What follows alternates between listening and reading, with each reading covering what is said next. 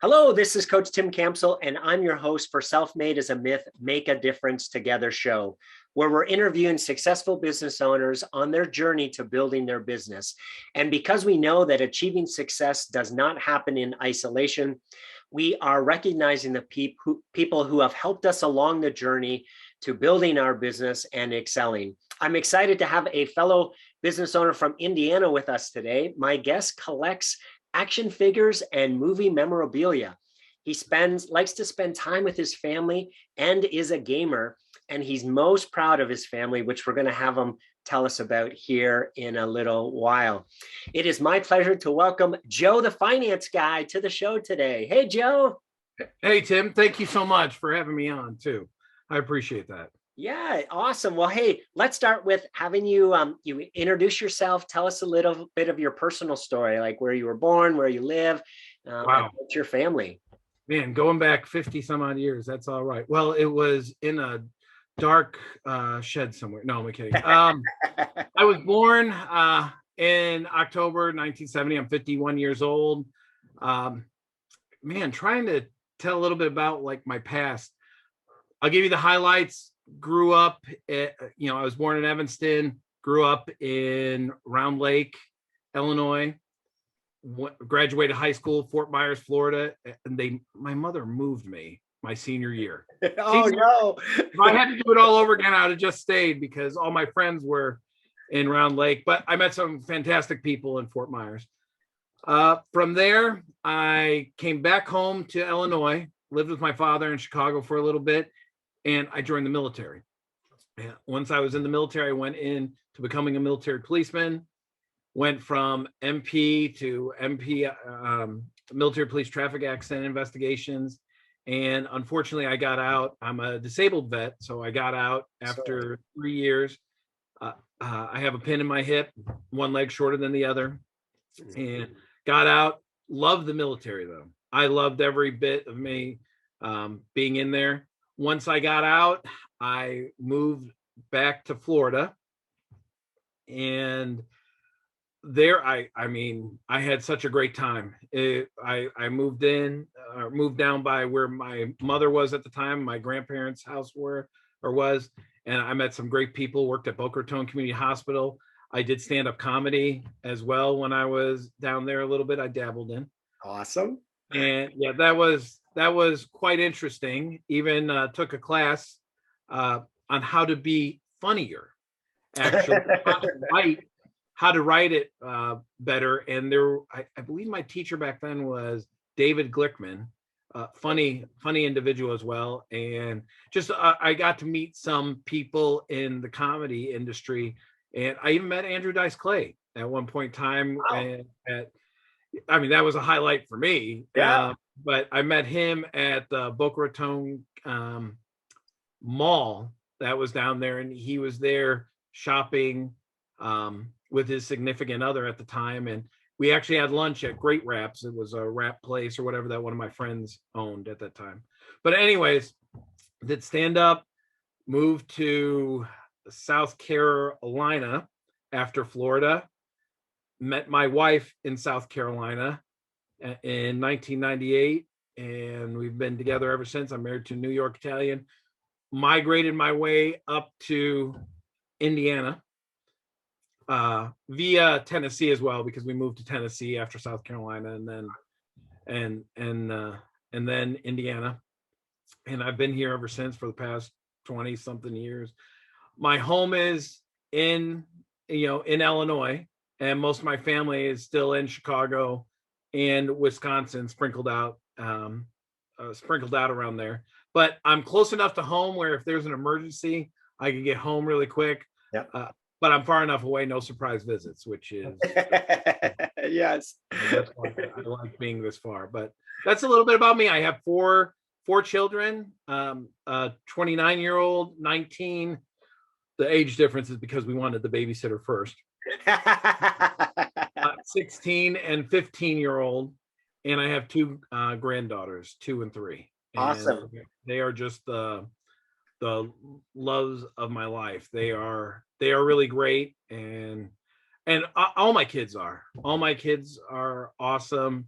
It's funny. Most of my children, though, the 19, the 16, and the 15-year-old, their birthdays are all in November. Oh, So wow. my birthday is October 30th. Then it goes November 9th well, my mother's is November 8th. My son, November 9th. My other daughter is November 13th. My other daughter is November 17th. And then my wife is November 25th.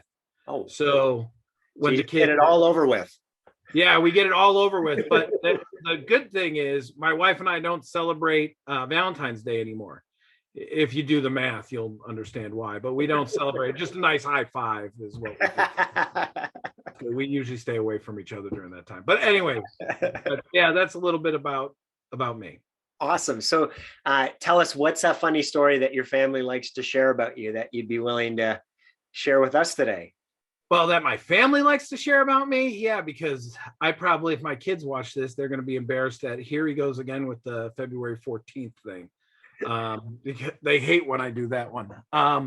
Yeah, everybody knows about February 14th. Stop talking about it. Anyways, funny story. Well, I will tell you. So my wife, as I mentioned, is a New York Italian. And I believe in good communication. So does she. So obviously, if we get mad at each other, we talk it out. You know, I'm a Chicago boy. She's a New York boy or a New York girl. And just talking it out. You understand? Or a little bit louder, if it may be. However, the funny thing is, I used to do something that's called the monkey dance. So whenever she would get mad at me, I would just take off my shirt and run around the house doing like the monkey dance type thing. But it was more of, I don't know if you remember like Godzilla versus King Kong. And I'm not talking about the one that just was on. I'm talking about like back in the days in the 70s. Where I just remember this, Godzilla like did his breath on King Kong, burnt him here, and King Kong was running away. So that's what I would do. I would run around the house doing this, making the noises. And even her family, you know, when we get together, they remember that because I've done it in front of them before too. So everybody talks about Joe doing the monkey dance and just run away. And I didn't even think it was a monkey dance. I would call it a monkey run. Right? Yeah. Run around the island or whatever.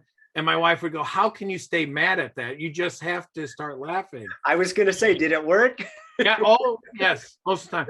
Now, I haven't tried it in a couple of years. However, I wear this more than a couple of years. It would take me a while to get this out. I mean, it's not like when I'm wearing a t-shirt and I can just rip it off. It's a little bit like if my wife started seeing me in the kitchen going, yeah, the conversation, she'd be done telling you whatever she needed to tell you. Right, exactly. It would be over by then. So, but yes, that's like one of the probably the funniest parts on my wife's side, my family, but my brothers always thought I looked like Bill Murray. So their funny stories of me, they'd be watching a Bill Murray movie and they used to like take my face and put it up there and go, see, it's like he looks just like him. And especially Groundhog Day was the big one for them. But I've added a few pounds on, so I don't know if I even look like that, but that's all right. So Joe, tell us how Joe, the finance guy, came about, and at what point do you have the confidence that you could go out on your own? That's funny you should say that. So joethefinanceguy.com came out while I was working for a company, and I still work for a company called Acima. And by the way, all the opinions and ideas expressed on this show are by me, Joe the Finance Guy, not by Acima or Renaissance. I'll throw that out there. But I was working for Acima at the time, and this was some years ago. This was about 5 or 6 years ago. And I was at one of my retailers, and they were called Luxury Mattress and Furniture, and they're up in the Maryville, Indiana area. Scott McKinney, he wouldn't mind the plug anyway. So great guy, great person. And I remember talking to him, and we were in there, and he goes, and what I believe in is great customer service. If you give great customer service, they're always going to remember you. If you make somebody belly laugh, they're always going to remember you and want to be around you. Yeah. So Scott was basically one of my friends. I've helped him out many times within the business, but you know, I consider him and his wife a friend. And I was in there, and he goes, Joe, if I wanted to refer somebody to you, you know, how could I do it? and this was the beginning of the week. It was like on a Monday or a Tuesday, but whatever day it was, I think it was Monday. And I looked at him, and I'm sarcastic, like almost like a Deadpool type. Like, it wouldn't surprise you I'm using like comic book references on there, but almost like a Deadpool type thing. But I think I had a sarcastic retort to that, like, I don't know, give him my phone number. And he goes like this, no. You need something different. You need something else. Like Financing by Joe. You always help. You give us ideas on how to build our business. You always do. There's so much more than I'm just giving them a payment option, or at least an option to use in their retail space. I give a lot more, like how to get those customers, how to bring them in, what to look for, using social media. There were so many things I did back then on there. So I said, well, what do you mean? He goes, I just want something that I know it's going to go to you. I got it. Financingbyjoe.com. And I swear to you, he ran over and he's on GoDaddy. Yeah, you could just go to GoDaddy.com and you could just buy something like that. And I thought he bought it at that time. Now I don't know. I know, but he did tell me that's where you would go. I said, okay, no problem. And I mean, we left, like everything else, I'll think about it. The same week, now at the end of the week, and I know it was a Friday because it was the last day of the week, because I was coming home or not coming home yet, but I stopped at a store in Shelbyville, and it used to be called the Mattress Chick, but it's now the Relaxery Sleep Shop. And that was Grant Sparks, another friend. And he was referred to me by somebody else. So I knew, like, I knew everybody, like, within this, like, I don't want to call it clique, but this gang or whatever, like, everybody knew each other. And so he goes, I'm in there, we're just talking, and I'm giving him ideas on how to grow his business, what to do, just something like, and he said, hey Joe, if I wanted to refer somebody to you, how could I do that? So instead of the sarcastic retort that really normally would have came out, the antennas went up a little bit. I went, well, what do you mean? And he said, that's when he said, well, if I had somebody, I want to make sure you get it, because I know I get the value from you. I want to make sure that other people do as well. And they're not going through the company. I want them, to talk to you. And I go, so then I said, are you talking about like a website, like Financing by Joe? And he said, wow, I don't like that. And in my mind, neither do I. I don't like financingbyjoe.com either. But he goes, yeah, something along those lines. So we left. I said, now I'm on a more than a serious mission that Scott and Grant both at 2 different times in the week. And whether it's divine intervention, whatever, fate, karma, luck, whatever, somebody wanted it to happen. Yeah. So I get in my car and I'm driving. I'm calling my wife on the Batmobile, and I that's what I call my car. It's not the real I wish it was. It's a Chrysler 300 Gotham City edition, though. Anyway, and I call her up and I'm telling her about what it was. And I go, but I don't like Financing by Joe. I wonder what to call it.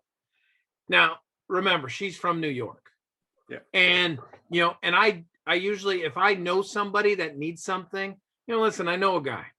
I can help you. I know a guy. And so I don't know what she's the one that said, well, what about Joe, the finance guy? I go, wow. Nice. That's pretty good. And I felt my foot going on the gas a little bit more because I wanted to hurry up and get home so I could get to my office so I could go on GoDaddy and make sure nobody has it. Yeah.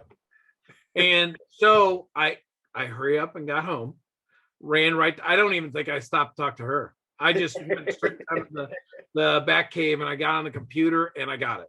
And there, I got that, I bought it, and that's how it started. And I did the website myself at first.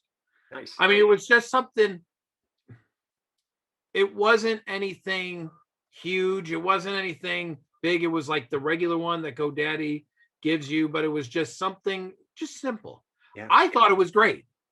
I'm like, I think at the time I'm 40 something, 48 or whatever. I'm thinking, man, this is awesome. I did this. I'm not even computer literate that much. I was able to do this. And then come to find out, one of my another friend of mine that I used to be his regional back at Aaron's years prior. He actually was doing something with his wife on website building and a company called ClickFunnels. He changed up my website. So it went through stages. It went from, and I wish I had pictures of the old one. I don't anymore. But it went from terrible, which I thought was good, to all right. And then came Ira Bowman at Bowman Digital Media. Then he did it.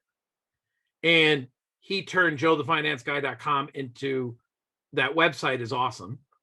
I started doing videos. I got more on LinkedIn. There were so many things I started doing more and more, trying to broaden, my brand.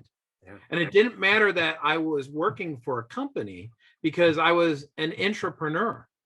I was building my own brand. I was building it up, and people were recognizing it.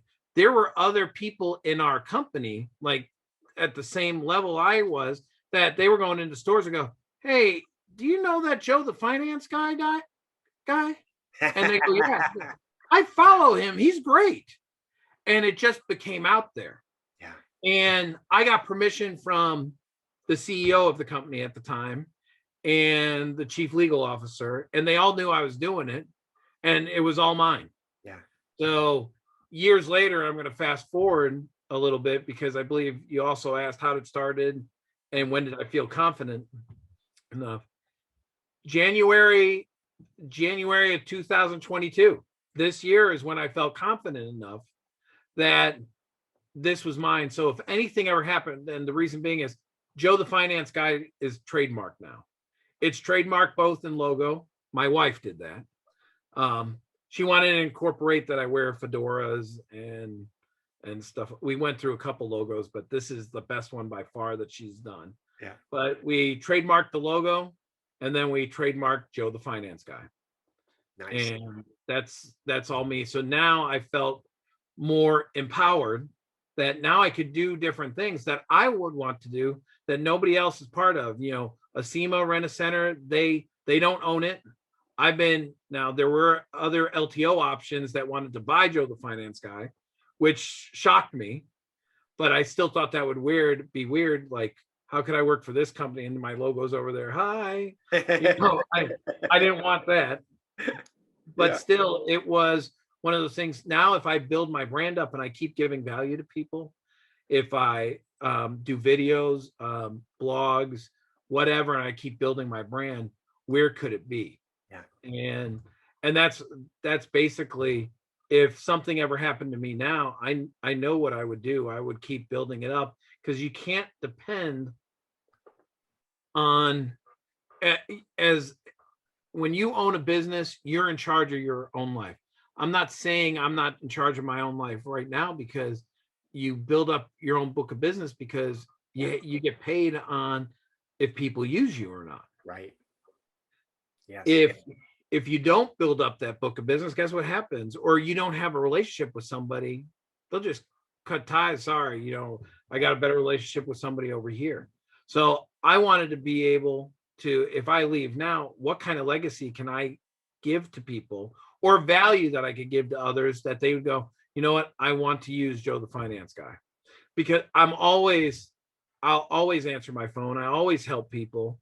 And I really believe the more people you serve, the more money you'll make. Yes. Whether it be directly or indirectly. And I know that's servant leadership, but it is very true. It doesn't matter, because even if you help somebody over here, that money that they're getting, whether they get something out of it or not, it might not impact you. Yeah. But guess what? They're going to remember that person helped me. I need, I could return the favor whenever somebody comes along. Yeah. So tell us a little bit more about, what does Joe the Finance Guy do, and how do you help folks?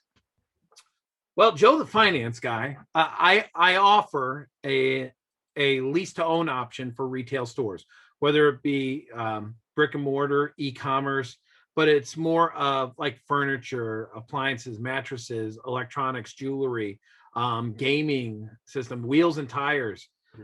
You know, as I said before, I just closed, and it was 4 years in the making.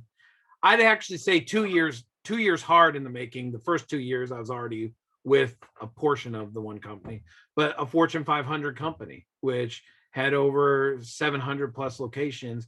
And it was great. It helped out the stockholders at Acima and the shareholders at Acima and Rent-A-Center, but it helped out build their business, and we closed more doors with it too. So I thought it was great, but I worked on that, closed that one, and it just helps bring people getting the items that they need, they want now, but they can't afford it, or they don't have the money to get it now. Because, and I'll give you an example.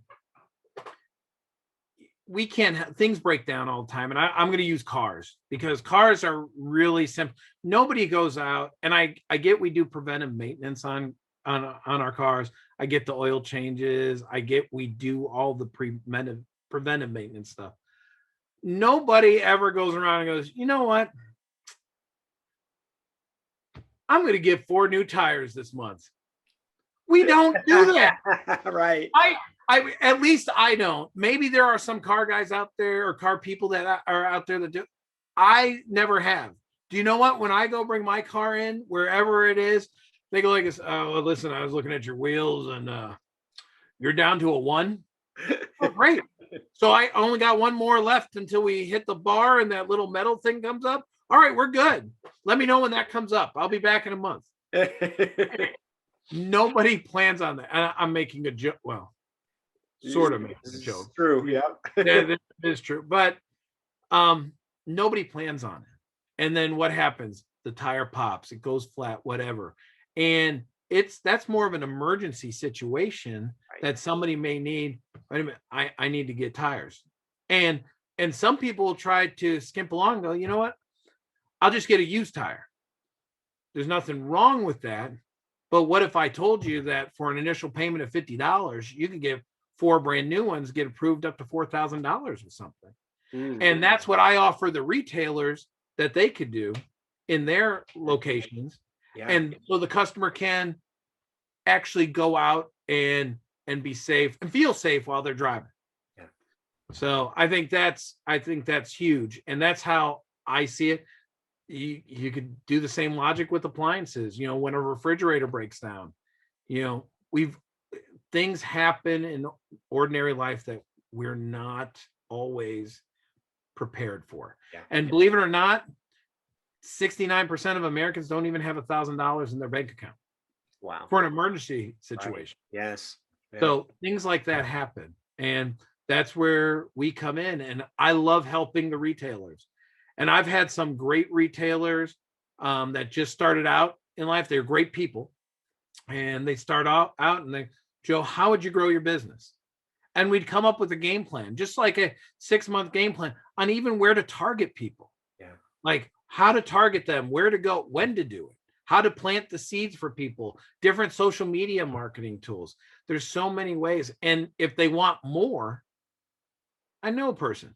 Yeah. I can help them. Yeah. So I love it. That's basically what I do. And I hope that explains it.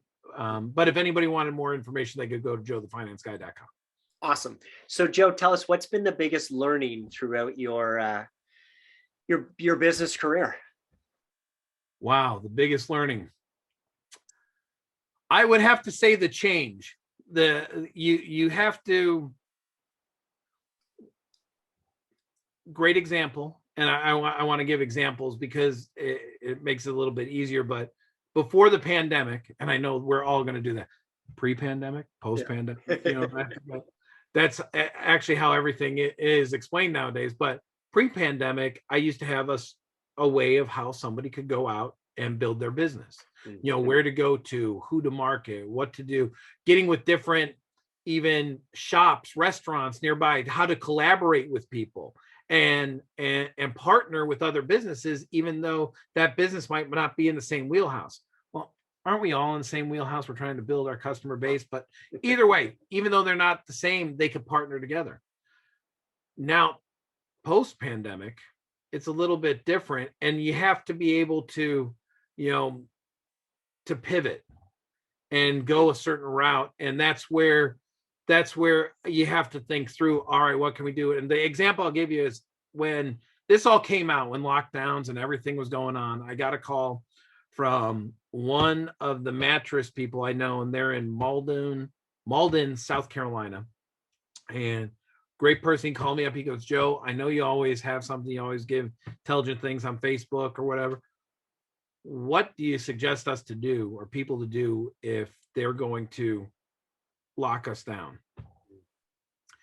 And I thought about it for a minute. I go, well, the only thing that you're going to be able to do if you could still sell, and this is before that they were talking about, like essential businesses and all that.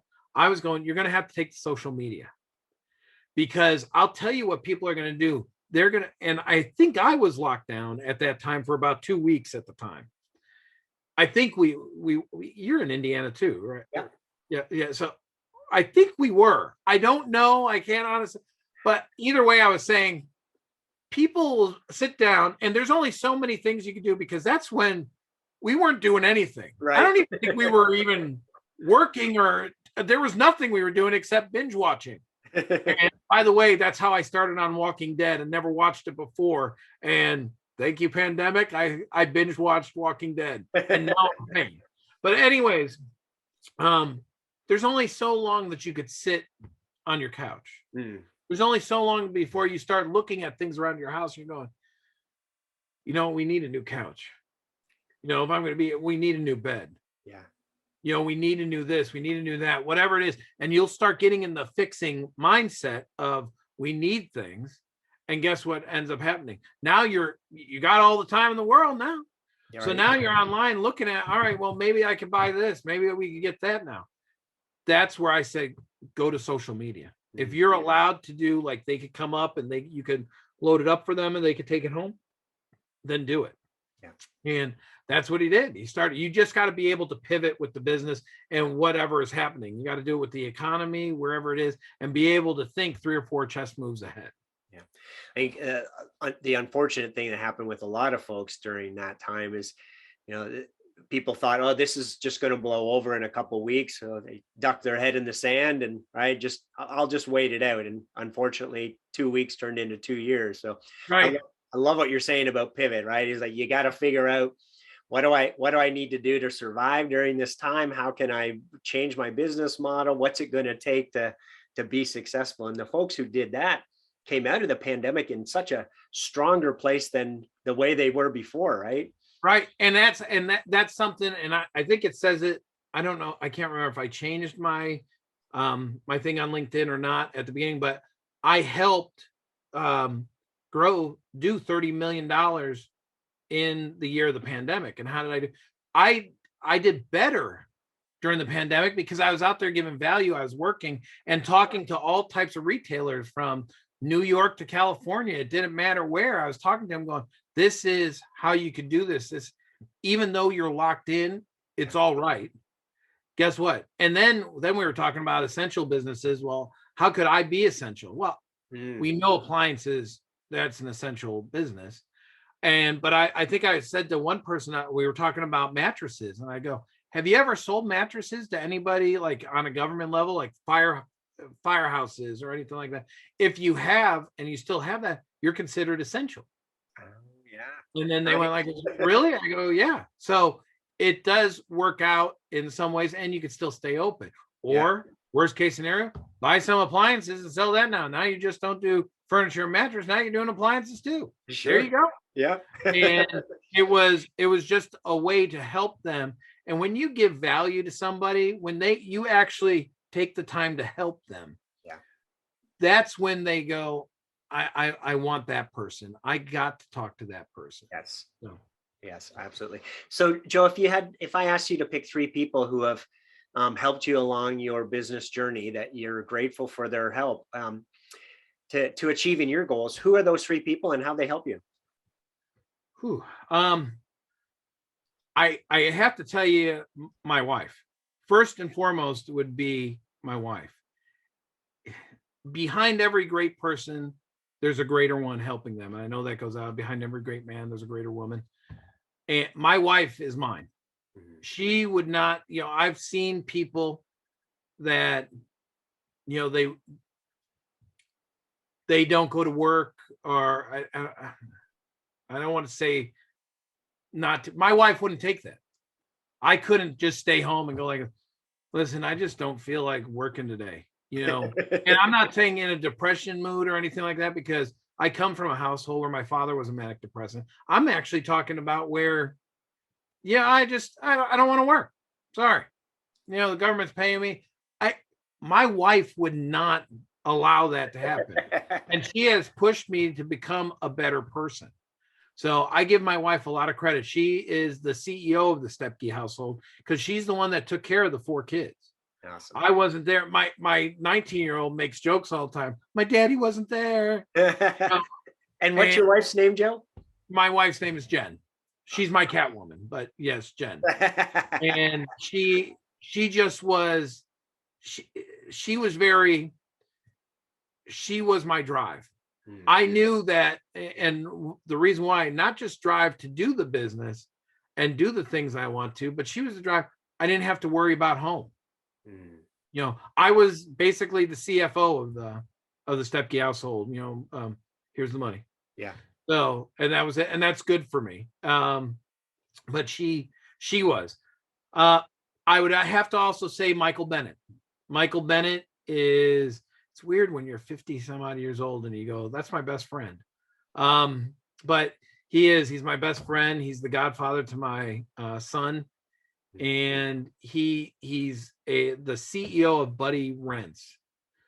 And he was very instrumental on getting me on a journey, a financial journey, to make myself better. And helping me to become better, because I always believed, and there's nothing wrong with it either, is you can't take your money with you. You can't take anything with you. So when you're with your family, do the best, that you can with them. And I still do. I believe in great vacations. If we're going to go somewhere, I want it to be memorable, that it's a core memory for my kids. Nice. That they're going to remember it. And he just taught me another way, saving more money, and doing that. And he actually helped me along with the SEMA, and I'll tell you that story in a minute, but he actually helped me, think that way. So then finally I got out of debt. I have no more debt except my house, come on, it's the house. But our cars are paid off, everything. And I try to live debt free, because I want to retire sooner than later. And what I mean by that, in 4 more years, I want to be done. Nice. So that's my plan. But Michael is one of them. Just a great person. And he's I was talking about him today with one of the MSRs at the place I was at, Davin. Davin actually knew I was doing this, so we were talking about it a little bit, but I was telling him about Michael, and Michael's an actual leader that goes, and he'll go out. If you're there talking to him, you're the only person that he's concentrating on. He makes you're right here with him. And he is just very knowledgeable. And I compared him a little bit to, Mitch Fidel is the CEO of Rent-A-Center. And when I was talking to Davin, I compared him to him as well, because Mitch, I closed this big account. I got a call from him. And that was a big deal to me, that, a CEO taking the time to call me. It just means a lot. And that's where I see, Michael was very instrumental, and he has that ability to, when he talks to somebody, you're the only person. And if you really want value, now buckle in, if you ask him a question, you want advice, it's going to be a long conversation. He's going to give you every point, but if you listen to him and you hang on, what he talked about in the beginning, where you might be going, where the heck is he going with this? By the time you end, you go, my God, that was brilliant. Nice. And you understand it. So, and that's where I think I got my gift of gab a little bit from him, even though yes, he's a great guy. And that's my number 2. And number 3, it would have to be, it's going to be a tie. And I'm going to say it's my dad's. When I say my dad's, my father-in-law and my real father, both of which my real father passed away in 2014. And my father-in-law just passed away this past Valentine's Day.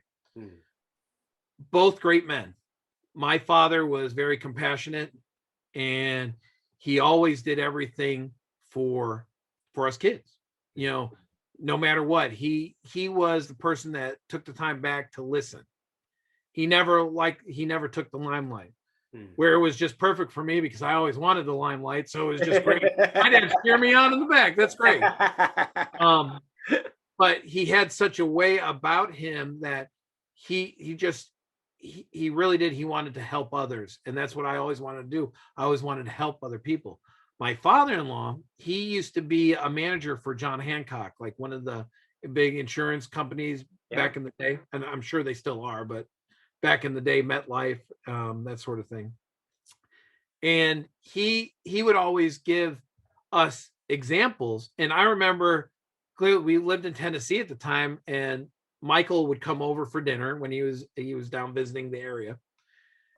And my father-in-law was there, and he would tell Michael and I business stories all the time. Like there was something to correlate to. And I've been listening to, and his name, Anthony Ferraro. I've been listening to my father-in-law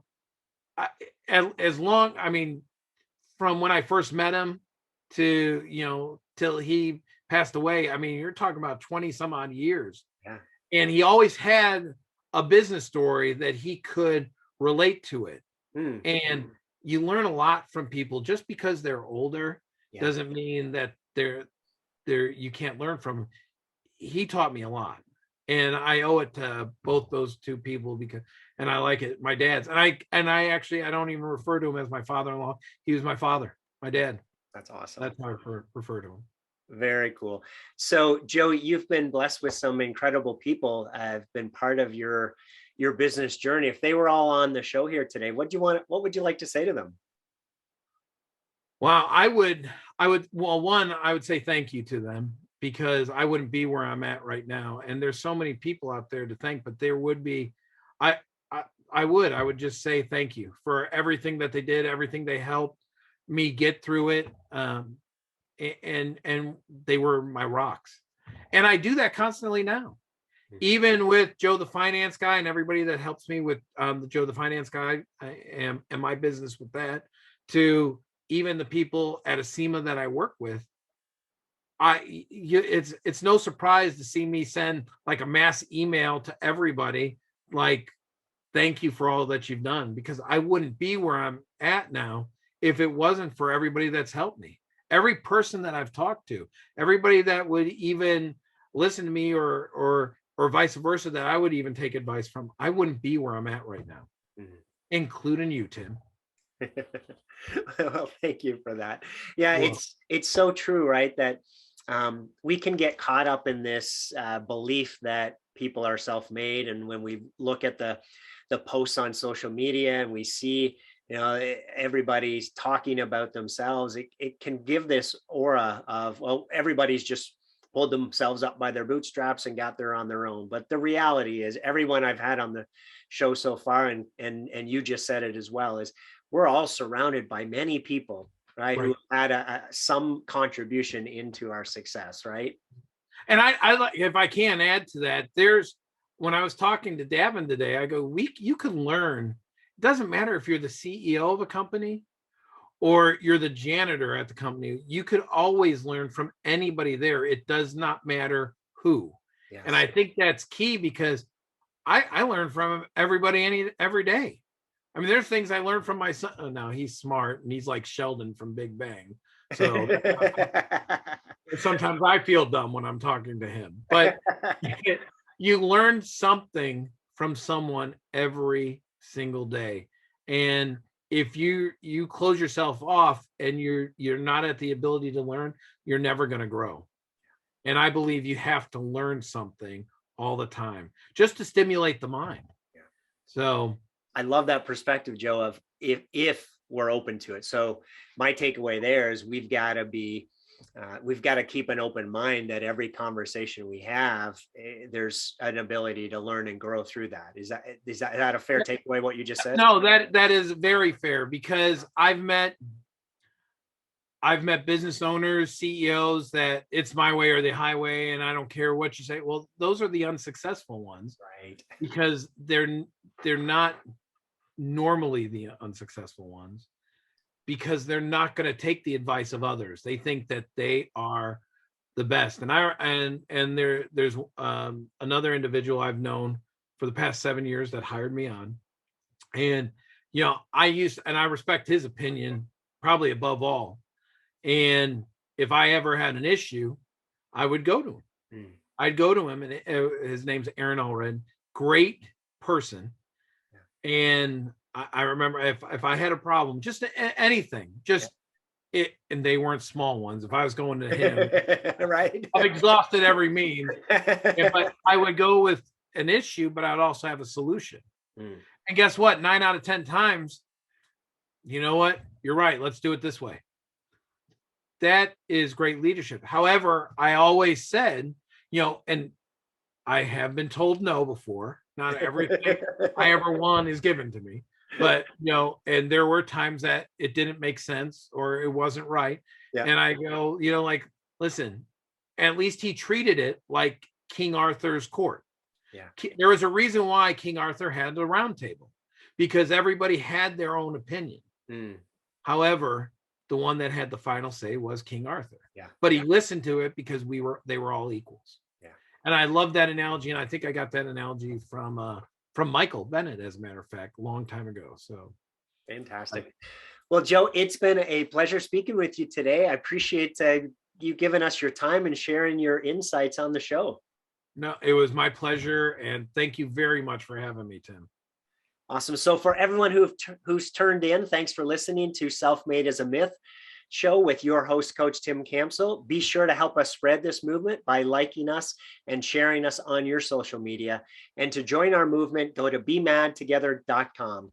All right, folks, that's a wrap. Make sure to pay it forward, and I'll see you all next time. Take care.